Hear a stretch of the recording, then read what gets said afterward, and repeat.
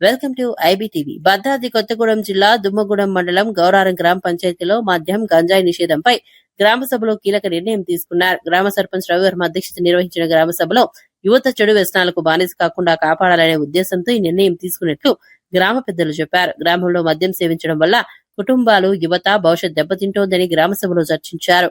మద్యం సేవించి వాహనాలు నడపడం వల్ల ప్రమాదాలు జరిగి ప్రాణ నష్టం సంభవిస్తున్న ఘటనలను గ్రామస్తులకు వివరించారు. పూర్తిగా నిషేధించాలని మేము ప్రతిజ్ఞ చేస్తున్నాము.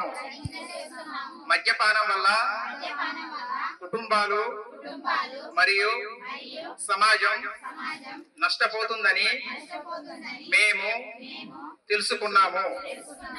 ఆరోగ్యకరమైన జీవితం కోసం మద్యానికి దూరంగా ఉండాలని మేము గ్రామ సభలో నిర్ణయించుకున్నాము.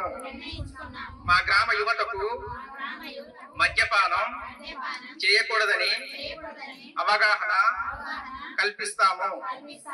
మద్యపానం లేని మంచి గ్రామంగా మా గ్రామాన్ని అభివృద్ధి చేస్తాము.